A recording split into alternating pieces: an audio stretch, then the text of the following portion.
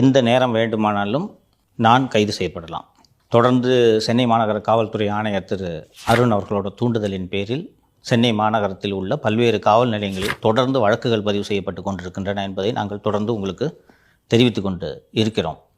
சமீபத்தில் 7 கிணறு காவல் நிலையத்தில் என் மீது வழக்கு பதிவு செய்யப்பட்டு மாலதி மற்றும் லியோ மீது வழக்கு பதிவு செய்யப்பட்டு நீதிமன்றத்தில் நாங்கள் அந்த வழக்கை ரத்து செய்வதற்காக சென்னை உயர்நீதிமன்றத்தை அணுகிய போது சென்னை உயர்நீதிமன்றம் விசாரணைக்கு ஒத்துழையுங்கள் என்று சொன்னதன் அடிப்படையில் நான் 7 கிணறு காவல் நிலையத்திற்கு கடந்த வாரம் சென்று பதிலளித்து விட்டு வந்தேன். இப்படி இருக்கக்கூடிய சூழ்நிலையில் இன்று புதிதாக ஒரு வழக்கு பதிவு செய்யப்பட்டு ஆதம்பாக்கம் காவல் நிலையத்திலிருந்து இன்று என்னை விசாரணைக்கு அழைப்பதற்காக 3 போலீஸார் அலுவலகத்திற்கு வந்தனர்.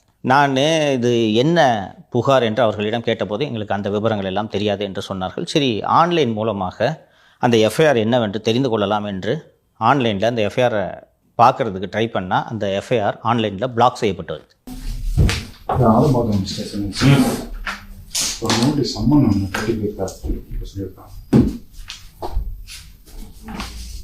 எஃப்ஐஆர் காப்பி இருக்கா?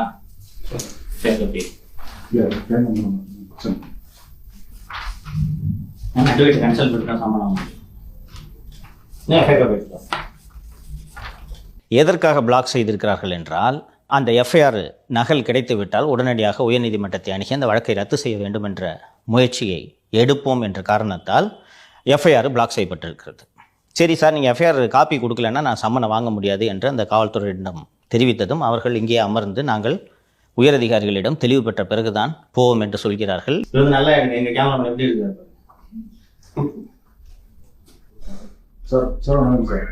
சார் சார் வந்து எஃப்ஐஆர் காப்பி கேட்குறாங்க. ஏன்னா எஃப்ஐஆர் டிஸ்கஸ் பண்ணி தான் வாங்க முடியுன்றாங்க.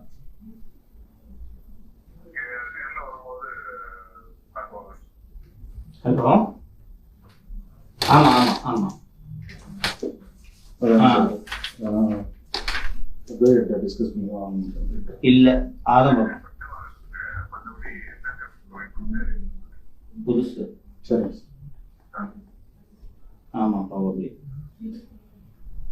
நான் இது எஃப்ஐஆர் காப்பி கொடுங்க, அப்போ தான் சம்மன் வாங்குவேன்னு சொல்லிட்டேன் நான். சரியா, பார்த்துக்கலாம். தேங்க்யூ. இல்லை, கொடுத்தா தான் சார் வாங்க. அதான் சார், இப்போ நேரில் வரவங்க தான் எஃப்ஐஆர் கொடுக்கணும். நீ சம்மன் கொடுத்துருவாங்க, எல்லாம் சம்மன் வாங்க மாட்டேன். சொல்லுங்கள் சார். அதான் சார், இப்போ எஃப்ஐஆர் காப்பி கொடுத்தா வாங்குறேன், அப்படி இல்லைன்னா வாங்க மாட்டேன் அப்படின்ட்டாங்க சார்.